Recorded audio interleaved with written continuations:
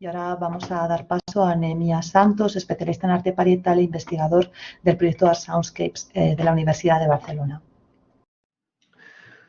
Primeramente, me gustaría agradecer por la oportunidad de hablar en estas jornadas y pedirles también disculpas anticipadas por mis posibles equívocos con el idioma. Hablar de las representaciones de danzas en el arte levantino es un desafío, porque es un tema bastante complejo, pero a lo largo de los próximos minutos intentaremos presentar un poco de la problemática y enseñarles la manera con que estamos trabajando sobre este tema. Y claro, este es un trabajo colectivo desarrollado conjuntamente con otros colegas del proyecto Art Soundscapes, que ya estamos desarrollando en el último año y seguimos investigando para buscar más informaciones sobre las prácticas culturales de la sociedad levantina. Entonces, antes de hablar más propiamente de nuestro caso de estudio, tenemos que entender qué es la danza. Y para eso tenemos que liberarnos de ciertos prejuicios que tenemos, de prejuicios etnocéntricos que tenemos, a partir de los cuales en general consideramos la danza directamente asociada con cuestiones de entretenimiento y diversión. Y olvidemos que en muchas sociedades la danza es una obligación social, tiene un papel fundamental en la estructura de la sociedad y de la cultura de ciertos grupos. Entonces, a partir de la definición de la antropóloga Adrienne Kepler, por ejemplo, podemos considerar la danza como una forma de comunicación no verbal que combina los aspectos visuales, sinestésicos, o sea, la sensación de la moción del propio cuerpo, y estéticos del movimiento humano con la dimensión auditiva de los sonidos musicales. ¿Qué funciones tiene la danza? Entonces, si vamos a neurociencia, los últimos estudios indican que la danza tiene una función social muy fuerte, sobre todo relacionada con las cuestiones de cooperación. O sea, en el momento que los individuos desarrollan movimientos de forma conjunta y movimientos sincronizados, eso genera en el cerebro una serie de efectos que eran relacionados con la cooperación, con sentimientos de cooperación y unión, cohesión del grupo. Entonces, esto es fundamental. Cuando se analiza, por ejemplo, movimientos no sincronizados, los efectos ya no son los mismos. Entonces, la danza, el desarrollo de movimientos sincronizados proporciona efectos que contribuyen para la cohesión del grupo y eso está demostrado con muchos estudios de neurociencia. Si vamos a la antropología, por otro lado, vemos muchos otros casos donde la danza tiene un papel fundamental. Entonces, en diversas sociedades la danza puede ser utilizada como un medio de transmisión de conocimientos, reglas y valores relacionados con la cultura de la sociedad, como una herramienta para mantener o expandir la cohesión social, disipando las tensiones dentro del grupo y reforzando la posición de cada individuo en la estructura colectiva, y también como un elemento mnemotécnico para comunicar conocimientos del mundo sagrado y en algunos casos para acceder al mundo sobrenatural. En este caso vemos, por ejemplo, en la parte superior el ritual del Qarup, donde hay una danza específicamente relacionada a honrar los muertos. En el medio vemos una ceremonia Dogon, que utiliza las máscaras, y entonces las máscaras dentro del contexto de la danza son un elemento muy importante, porque sobre todo cuando la danza es utilizada para contestar la estructura social o hacer críticas a la estructura social.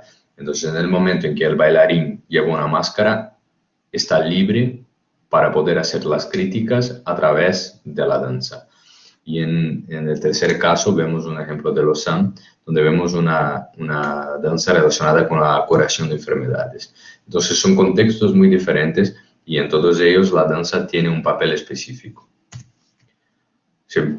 Hablando específicamente de estos contextos, vemos la danza como siendo muy importante, por ejemplo, en ritos de paso, ceremonias para curación de enfermedades, rituales de fertilidad relacionados con la caza, recolección de alimentos o actividades agrícolas, también en contextos de conflictos bélicos y ceremonias, justo como acabamos de decir, para honrar a los muertos, para comunicarse con seres mitológicos o espíritus de los antepasados.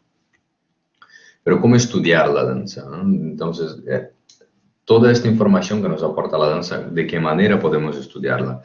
Pues en nuestro caso vemos como una posibilidad muy interesante el arte rupestre. Y para eso tenemos que clarificar algunos conceptos. ¿De qué está formado el arte rupestre? Pues el arte rupestre está compuesto por tres partes fundamentales. La composición plástica, que podríamos considerar como la imagen en la pared, la existencia material de una imagen sobre el soporte rocoso.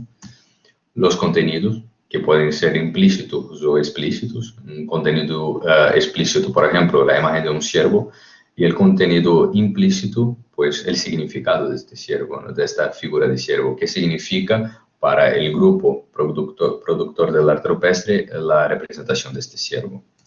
Y proceso tecnológico de producción, que es la etapa que proporciona la unión de la composición plástica y de los contenidos. O sea, que a través del proceso tecnológico de producción, un concepto, una idea, se convierte en una composición plástica. Entonces, si nos centramos en la composición plástica y en los contenidos explícitos, podemos acercarnos a las características de la danza en la prehistoria. Primeramente, a partir de la composición plástica podemos identificar representaciones con alta probabilidad de que configuren representaciones de danza. Y analizando los contenidos explícitos, o sea, las características de las representaciones, podemos llegar a acercarnos a las características del baile. Pero, desde el punto de vista metodológico, ¿cómo analizar estas características?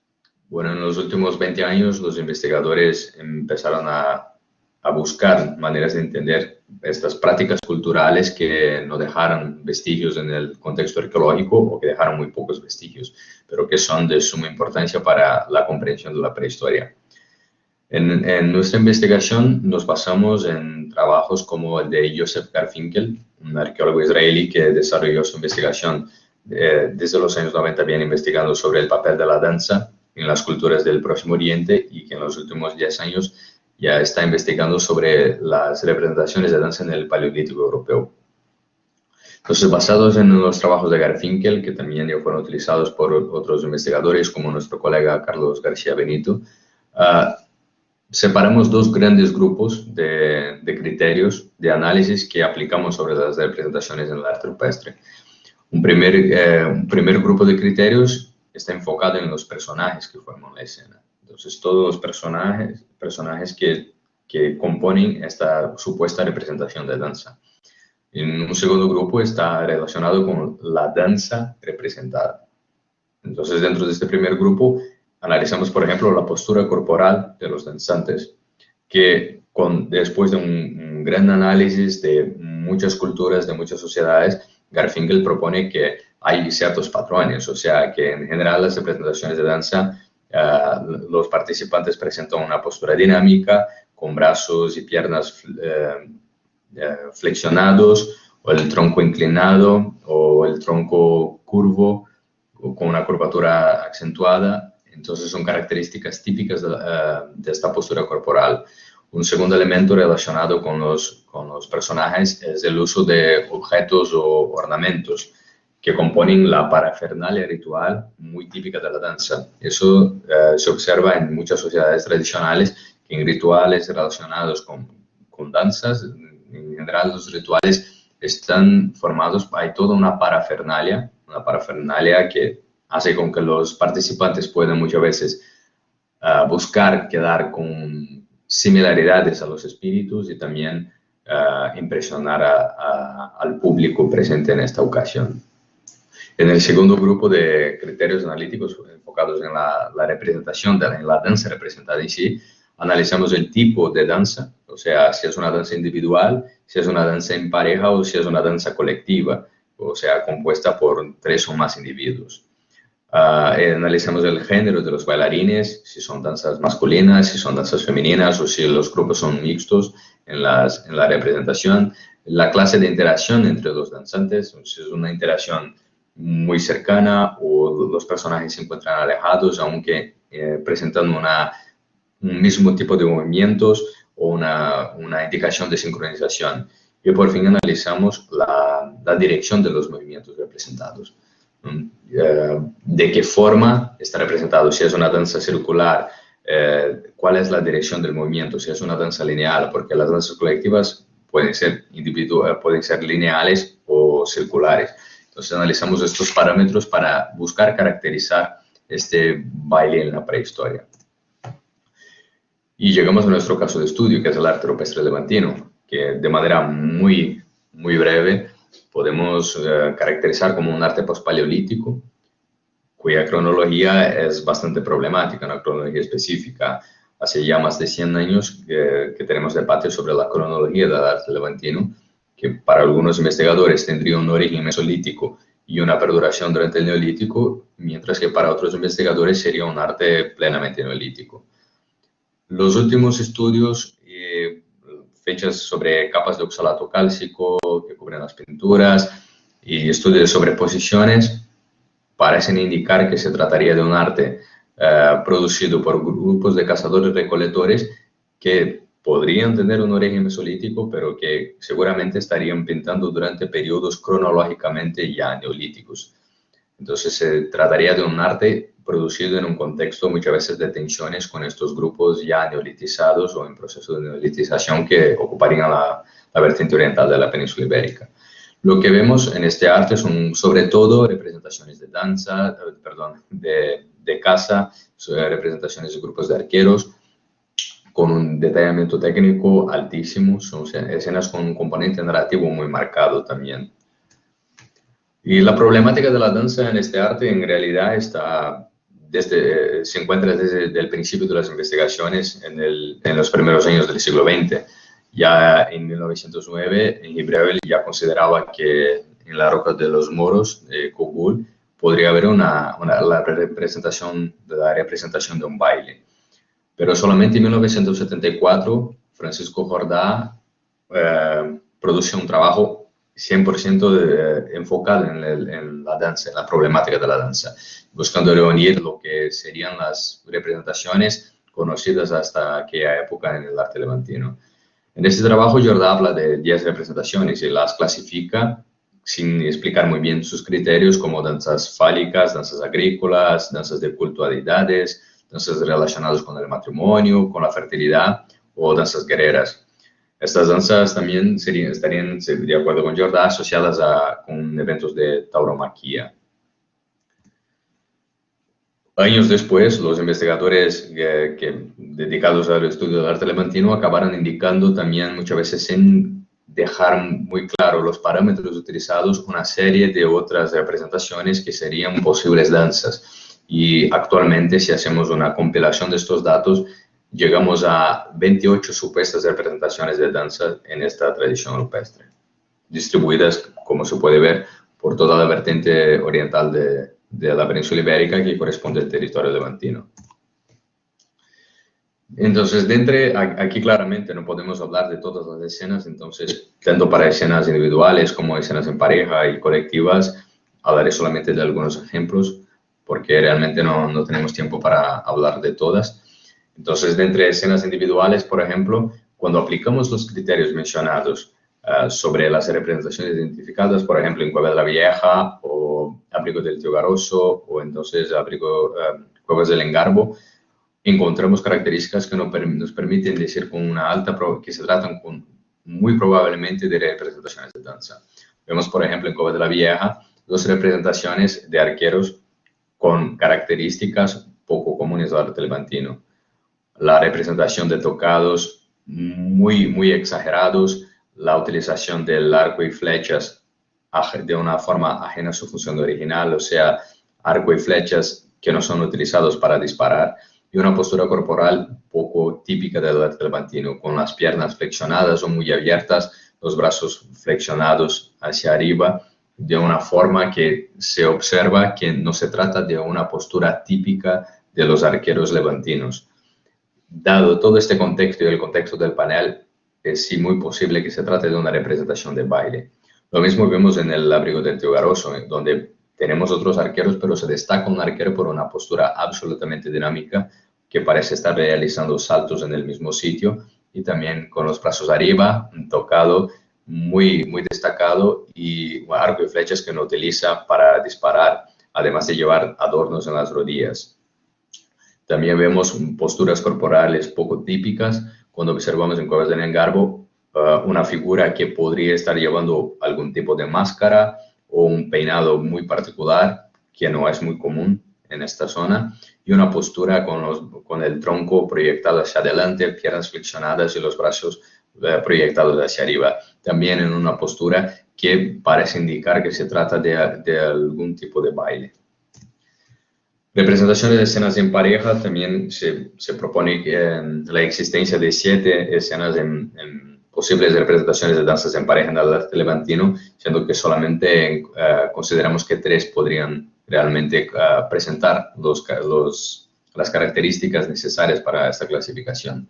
Como vemos, por ejemplo, en el single de la Mola Remigia, donde vemos también personajes con una parafernalia poco común o bastante inusual para el arte levantino, como una máscara de toro, un tocado de una cabeza de cervatillo, otra vez arco y flechas que no son utilizados para disparar, y una proyección, movimientos, indicaciones de movimiento, de un mismo tipo de movimiento basado en la proyección frontal del tronco. En el single de la Mola Remigia también vemos adornos en forma de cola de animal, arcos y flechas que no son disparados y posibles máscaras. Para Jordá, por ejemplo, se trataría de máscaras de pájaro que llevarían estos personajes, además de sus adornos. En Abrigos de la Arisca, por ejemplo, vemos también 2 mujeres con un detallamiento técnico impresionante que tienen los brazos levantados de manera muy sincronizada y que, claro, no se trata de una posición natural de los brazos, de una posición de reposo. Parece indicar claramente que se trata de algún tipo de coreografía. En otros casos, sin embargo, vemos ciertos problemas de conservación que llevaron a los investigadores a considerar que podrían se tratar de escenas de danza, como por ejemplo en el abrigo de la vacada. Algunos autores consideraban que por esta curvatura en el tronco del personaje podría tratarse de una representación de baile. Sin embargo, se trata en realidad de un problema de conservación del soporte que acabó por sacar un pedazo de pintura generando esta ilusión óptica. En otros casos, como en el abrigo del ciervo, también la cuestión es problemática porque aquí es muy poco probable que se trate realmente de una escena, dado que lo que observamos en el arte levantino cuando hay la representación de mujeres, como podemos ver en el caso del abrigo de la Arisca, es que haya una coherencia morfológica entre los personajes representados. Entonces, este personaje más pequeño, por ejemplo, es muy posible que en realidad esté relacionado con una otra figura femenina que se encuentra en el mismo panel, que presenta características muy similares y no con este personaje de características bastante distintas que se presenta a su lado. Por eso descartamos la posibilidad de que se trate de una escena de pareja, aunque de alguna forma podríamos considerar como dudosa la posibilidad de que esta figura sola podría estar bailando. Sin embargo, tenemos que destacar que la otra figura representada en este panel con características muy similares es interpretada por los mismos investigadores que consideran esta escena como una danza, como una escena de recolección de alimentos o de leña. Respecto a representaciones de danzas colectivas, en la bibliografía se presentan 15 posibles escenas de danzas colectivas en el arte levantino, siendo que consideramos solamente 5 como probables representaciones de esta actividad. Algunos casos clásicos son, por ejemplo, en la cueva de Muriecho, donde vemos un grupo de figuras en un movimiento claramente sincronizado y en un contexto muy particular, que sería el apresamiento de un ciervo vivo, donde vemos lo que serían para algunos investigadores, como Carlos García Benito, estos personajes que estarían muy cerca de los posibles bailarines, estarían tocando posibles aerófonos. Entonces teníamos un contexto ceremonial muy claro, donde en el arte levantino también tendríamos algún tipo de danza. Otro caso clásico, el Barango de los Grajos, vemos dos posibles danzas lineales, que aunque podría parecer tratarse de una danza circular, no son contemporáneas, no es contemporánea la producción de todas las figuras, de modo que es muy posiblemente que tendríamos una danza lineal compuesta por mujeres y una danza lineal formada por hombres. De este modo, eso está muy de acuerdo con lo que se observa en estudios etnográficos donde en general hombres y mujeres en general no se mezclan en el mismo grupo de baile. Muchas veces hay grupos masculinos y femeninos, pero no suelen estar mezclados. Hay otras escenas, además, que solo podemos considerar como dudosas porque presentan parcialmente características que podrían corresponder a las posturas típicas de un baile, pero la falta de sincronización o de coherencia entre los personajes hace con que sea dudosa la clasificación. En el caso, por ejemplo, de la saltadora, de covers de la saltadora, vemos poco dinamismo, que es lo mismo lo que pasa en Abrigo de Lucio Gavidia. Hay otros casos, además, que son muy interesantes, como el caso de Cobar Emilia, donde vemos grupos de arqueros en un contexto claramente de violencia que podrían estar realizando un baile de celebración, ya que vemos los arqueros ante una figura flechada, posiblemente muerta, con los arcos hacia arriba, lo que podría indicar exactamente eso, un baile de celebración que sabemos que es muy común en muchas de las sociedades tradicionales. Los relatos de viajantes que estuvieran en los primeros años de la colonización de América, por ejemplo, indican que muchas sociedades indígenas americanas realizaban bailes y rituales con música y danza en contextos de sacrificios.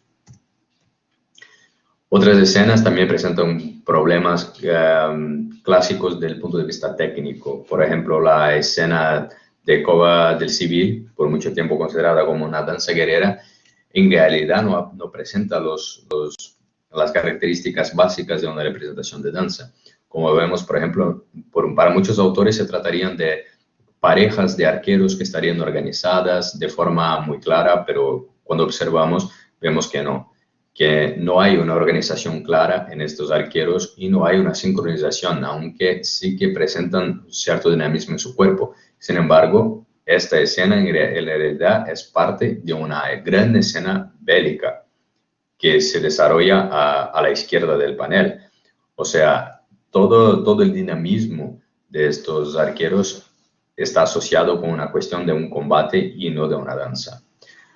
Otro caso, vemos el caso clásico que desde el principio de la investigación sobre el arte levantino se habla de la ropa de los moros en Cogul. También se consideró por mucho tiempo una danza, pero los estudios recientes demuestran que esta escena es producto de un proceso de edición. O sea, las figuras fueron siendo pintadas a lo largo del tiempo y no componen realmente una escena desde su principio. Además, la falta de cualquier tipo de indicación de un mismo tipo de movimiento o de dinamismo. Vemos solamente una coherencia de movimientos en las dos mujeres representadas a la izquierda, que por otro lado presentan poquísimo dinamismo y es muy poco probable que configuraran una danza. En otros casos, como Galería del Roure, vemos indicaciones claras de actos violentos y entonces, a pesar del dinamismo de las figuras, vemos indicaciones como las flechas clavadas en la espalda, en la pierna de otro arquero, que podrían indicar mucho más, hacer más coherente una interpretación relacionada a actos violentos que efectivamente a un baile. Por fin, utilizando un otro ejemplo, como en Solana de las Covachas, vemos figuras que no tienen relación clara y que también para algunos autores se trataría de una danza, pero de ninguna manera podemos relacionar, no hay ningún componente narrativo claro que nos permita clasificar estas escenas como representaciones de bailes. Nos faltan muchos de los parámetros que son considerados dentro de la metodología propuesta. Después entonces de revisar todos estos casos de posibles escenas de danza en el arte rupestre levantino, encontramos 12 representaciones de danza con alta probabilidad de que sean representaciones de danza distribuidas en 10 abrigos a lo largo del territorio. Y haciendo una caracterización de estas representaciones, observamos en los personajes un mayor grado de dinamismo en las representaciones de danzas individuales, con movimientos enfocados en brazos y piernas, y mientras que en las escenas de danzas colectivas o en parejas vemos que el dinamismo expresado por las figuras está concentrado en la parte superior del cuerpo. con movimientos del tronco, curvatura del tronco, proyección del tronco y movimientos de diferentes tipos con los brazos. Encontramos también solamente una postura recurrente entre todas las escenas identificadas, que es la de arqueros muy próximos con los brazos levantados, como si fueran un acto de celebración. También en un contexto, en el abrigo de trepadores y en Cobremirja encontramos estas figuras, y en los dos casos en un contexto posiblemente de violencia. Respecto a la parafernalia que identificamos en estas figuras, está compuesta por arcos y flechas, tocados, adornos en los codos, en las rodillas o en la cintura, y una menor incidencia de peinados y posibles máscaras. Claro, estos adornos no son exclusividad de representaciones de danza en el arte levantino. Sin embargo, dado el contexto donde aparecen en estos casos, estarían reforzando el carácter simbólico de estas representaciones. Respecto a las danzas, identificamos tres tipos: escenas individuales, escenas de danzas en pareja y escenas de danzas colectivas. Entre estas últimas, solamente danzas lineales. No identificamos danzas circulares, que Joseph Garfinkel comenta que son las más comunes en el otro lado del Mediterráneo. También observamos la existencia de bailes femeninos y masculinos, con marcado predominio de los bailes masculinos, lo que también no se puede extrañar dado el predominio de las figuras masculinas en esta tradición rupestre. Y una interacción muy estrecha entre los personajes. Los personajes suelen bailar siempre de forma muy próxima. Sin embargo, no encontramos un patrón evidente en los movimientos, en la dirección de los movimientos realizados. Una última cuestión muy interesante es, si observamos las características de los personajes que componen esta danza, podemos ver que los personajes que bailan en el arte levantino encajan sobre todo en los periodos intermedio y final de la secuencia cronoestilística de esta tradición rupestre, lo que nos lleva a pensar sobre por qué bailaba esta sociedad. Bueno, como comentamos en el principio de la presentación, el arte levantino podemos considerar con una cierta seguridad que debería ser un arte producido por grupos de cazadores-recolectores ya en un periodo neolítico. O sea, estaríamos hablando de un periodo de tensión social, con los cazadores levantinos quizás sufriendo una presión de poblaciones ya neolitizadas en varias partes del territorio. En este caso, es muy natural que haya una intensificación de los rituales, de la práctica ritual, que funciona como un elemento de cohesión social. Si volvemos a neurociencia, los últimos estudios también, incluso este estudio publicado en febrero de este año, demuestran que los rituales funcionan como una herramienta muy efectiva para manejar el estado mental, el estado psicológico de una sociedad, que es tan importante como la obtención de los recursos más básicos de alimentación y abrigo, por ejemplo. Para que una sociedad pueda prosperar y mantenerse estructurada, es fundamental mantener el estado psicológico de este grupo. Y en un contexto de posible tensión social, un contexto de posibles conflictos, como vemos representado, por ejemplo, en las posibles danzas en contexto de violencia de abrigo de los trepadores de Cobremirja, la práctica de rituales podría estar destinada a esta función, a mantener la cohesión social de estos grupos. Entonces, la danza y la música en este contexto, dentro de la problemática del arte levantino, podrían estar siendo utilizadas de manera muy efectiva como una herramienta para mantener la cohesión social en un contexto conflictivo y de desafíos, de verdaderos desafíos adaptativos para estas últimas poblaciones de cazadores-recolectores. Muchas gracias por su atención y quedo a su disposición para cualquier pregunta.